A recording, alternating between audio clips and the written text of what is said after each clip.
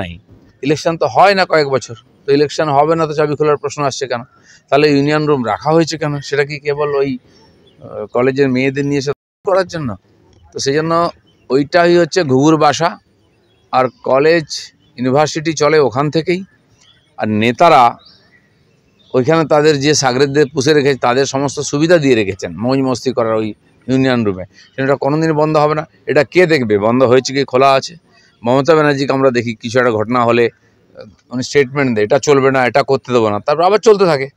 তো এর উপরে কেউ ভরসা করে না। দলীয় কর্মী অভিজিৎকে নৃশংসভাবে খুন করা হয়েছিল 2021 সালের নির্বাচনের ভোট গণনার পরের দিন।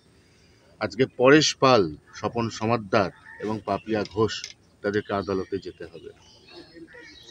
না, প্রথম থেকেই আমরা বলে এসেছিলাম, অভিজিতের পরিবার ভাইও বলে আসছিল যে এরা দোষী, কারণ প্রকাশ্য দিবালোকে হয়েছে। কারা করেছে সবাই জানে, তারা কার লোক সবাই জানে, পেছনে কে আছে সবাই জানে। কিন্তু সরকারে থাকার জন্য প্রভাব খাটিয়ে পুলিশকে প্রভাবিত করা হচ্ছিল যাতে এই লোকগুলোকে বাঁচানো যায়। শেষ পর্যন্ত আদালতের সামনে যেতে হচ্ছে। আমরা আশা করব যে বিরাট অপরাধ করা হয়েছে, একটা জলজন্ত ছেলেকে খুন করে, তার প্রকৃত দোষীরা সাজা পাবে। এরা এখনো পর্যন্ত বলে যাচ্ছে ওই পরিবার, তার বাবা নাকি একসময় স্ট্যাম্প জালিয়াতি করে জেলে ছিল, এই ছেলেটি নাকি সবাইকে সিবিআই এর জুজু দেখিয়ে তোলে এলাকায়। অর্থাৎ এখনো পর্যন্ত পরিবারের চরিত্র হননের একটা চেষ্টা চলছে, কালকে পর্যন্ত চলেছে। যখন ওই ছেলেটিকে হত্যা করা হলো তার আগে পর্যন্ত তার বিরুদ্ধে তো কোনো কেউ কমপ্লেন করেনি। তারা তো মৃৎশিল্পী ছিল, তারা কাজ করে খেটে খেত। আজকে যখন নিজেরা দোষী প্রমাণিত হতে যাচ্ছে, সত্য সামনে এসে, তখন ওকে দোষারোপ করা হচ্ছে। আমরা আদালতের উপরে ভরসা রাখবো, আদালতে সত্য সামনে আসবে। প্রত্যেকবার নাকি ভোট এলে এই সমস্ত সেন্ট্রাল এজেন্সিগুলোকে অ্যাক্টিভ করিয়ে তৃণমূলকে অপদস্থ করার চেষ্টা হয়, কিন্তু তাতে বিজেপি আলটিমেটলি কোনো ফায়দা তুলতে পারে না। না, টিএমসি কি অনুব্রতর দ্বারা অপদস্থ হচ্ছে না, মনোজিতের দ্বারা অপদস্থ হচ্ছে না, বা পার্থবাবুর মতো আর বালুবাবুর মতো লোকেরা কি কম অপদস্থ করেছে টিএমসিকে? তার চেয়ে বেশি অপদস্থ আর কে করবে? অপদস্থ হওয়ার মতো কিছু বাকি নেই, কালি লাগতে শরীরে কোথাও টিএমসির বাকি নেই। কলকাতা বিশ্ববিদ্যালয়ের অধীনস্থ সমস্ত কলেজে শুধুমাত্র নির্বাচনের সময়তেই ইউনিয়ন রুমের চাবি খোলা হবে, আদারওয়াইজ এইটা ঘরটা লক থাকবে এবং চাবিটা থাকবে সংশ্লিষ্ট কলেজ বিশ্ববিদ্যালয়ের কর্তৃপক্ষের হাতে। না, কেন ইউনিয়ন নাই? ইউনিয়নের ইলেকশন নাই, ইলেকশন তো হয় না কয়েক বছর, তো ইলেকশন হবে না তো চাবি খোলার প্রশ্ন আসছে কেন? তাহলে ইউনিয়ন রুম রাখা হয়েছে কেন? সেটা কি কেবল ওই কলেজের মেয়েদের নিয়ে এসে করার জন্য? তো সেই জন্য ওইটাই হচ্ছে ঘুঘুর বাসা। আর কলেজ ইউনিভার্সিটি চলে ওখান থেকেই, আর নেতারা ওইখানে তাদের যে সাগরেদদের পুষে রেখেছে তাদের সমস্ত সুবিধা দিয়ে রেখেছেন মৌজ মস্তি করার ওই ইউনিয়ন রুমে। সেটা কোনোদিন বন্ধ হবে না। এটা কে দেখবে বন্ধ হয়েছে কি খোলা আছে? মমতা ব্যানার্জিকে আমরা দেখি কিছু একটা ঘটনা হলে উনি স্টেটমেন্ট দেয় এটা চলবে না, এটা করতে দেবো না, তারপর আবার চলতে থাকে। তো এর উপরে কেউ ভরসা করে না। বিজেপির একটা ঘোষিত লাইন ছিল হিন্দু হিন্দু ভাই ভাই। এখানে অনেক ক্ষেত্রে দেখা যাচ্ছে যে মুর্শিদাবাদ থেকে শুরু করে মালদা সমস্ত জায়গাতে যত তাণ্ডব চলেছে, যত সংখ্যালঘু মা বোনেরা আক্রান্ত হয়েছে, সব ক্ষেত্রে একটা সম্প্রদায়ের বিরুদ্ধে অভিযোগ উঠে আসছে। কিন্তু কালকে নতুন রাজ্য সভাপতি পদের শপথ নিয়ে শ্রমিক ভট্টাচার্য বলেছেন যে মহরম এবং বিসর্জনের মিছিল একসাথে হবে, সংখ্যালঘুদের প্রতি আমার কোনো বিদ্বেষ নাই। দেখুন, ভারত হচ্ছে এমন একটা দেশ যেখানে সমস্ত ধর্মকে আমরা সম্মান দিই, তাই বিশ্বের সমস্ত ধর্ম এখানে এসে টিকে আছে। আর এটা ভারতবর্ষের যে বৈচিত্র্য, প্রাকৃতিক বৈচিত্র্যের সঙ্গে সাংস্কৃতিক বৈচিত্র্য আছে, আমাদের সংবিধানও তাকে স্বীকৃতি দিয়েছে। যেন বিজেপির সংবিধানে কোথাও লেখা নেই বা কোনো ম্যানিফেস্টোতে লেখা নেই যে হিন্দুই কেবল আমাদের সঙ্গে হিন্দু হিন্দু ভাই ভাই। পলিসি হতে পারে, কোনো বিষয়ের ব্যাপারে হতে পারে, সেজন্য বিজেপি সর্বভারতীয় পার্টি ভারতীয় সংবিধানের উপর সম্পূর্ণ ভরসা রাখে এবং নিজের সংবিধানের উপর ভরসা রেখে পার্টি করে। বিশেষ কোনো ঘটনা হয়ে গেলে সেখানকার মানুষের প্রতিক্রিয়া হতে পারে।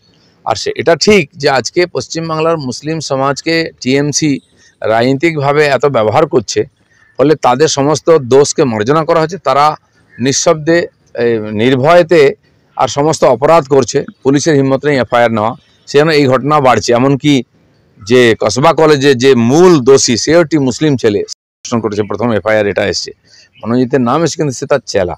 তো সেই জন্য এই ধরনের ঘটনা হয় যেন মানুষ প্রতিক্রিয়া দিচ্ছেন, এটা সমাজের পক্ষে তো ভালো নয়। তাহলে তো আপনাদের লাইন চেঞ্জ হয়ে গেল, মানে ভোটের আগে লাইন চেঞ্জ হলে। ভারতীয় জনতা পার্টির লাইন প্রথম থেকেই ঠিক আছে। সেখানে চেঞ্জ হবে না, সারা ভারতবর্ষে আমরা আছি। সেই জন্য কোথাও কোনো পরিস্থিতির কারণে যদি কেউ কিছু বলে থাকেন সেটা লাইন হতে পারে না। তো লাইন তো ভারতীয় জনতা পার্টি দিল্লি থেকে ঠিক করে। একই মঞ্চে বিরোধী দলনেতা শুভেন্দু অধিকারীর বক্তব্য আর নতুন রাজ্য দেখুন, সভাপতি বক্তব্য, পারস্পরিক বিরোধী। রাজ্য সভাপতি তো আমাদের অথরিটি, সাংবিধানিক পদ, তিনি নির্বাচিত, তিনি যেটা বলবেন সেটা আমরা মেনে চলবো। কিন্তু কোনো ঘটনা, কোনো পরিপ্রেক্ষিতে একাধিক নেতা একাধিক বক্তব্য রাখতে পারেন। পার্টি বসে বিবেচনা করবে কি করবে, ভোট দেবে কিনা মুসলমানরা ঠিক করবে। আমরা তো ভোট সবার আশা করব, কাজ সবার জন্য করছি, সবকা সাথ সবকা বিকাশ। সব হিন্দুরা আমাদের ভোট দেয় না, সব মুসলমানরাও দেয় না, দেবে কালকে। দাদা, আপনার রাজনৈতিক ভবিষ্যৎ তাহলে কি দাঁড়ালো? সেটা পার্টি ঠিক করবে, কার ভবিষ্যৎ কে ঠিক করতে পারে সেটা লেখা আছে ভগবানের খাতাতে।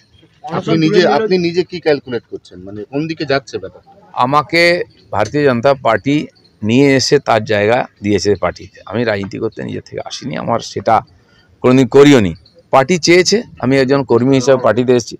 পার্টি আমাকে সাধারণ সম্পাদক রাজ্যে বানিয়েছে, সভাপতি দুবার বানিয়েছে, আমাকে এমএলএ বানিয়েছে, এমপি বানিয়ে টিকিট দিয়েছে। আমি কোনোদিন কিছু চাইনি পার্টির কাছে।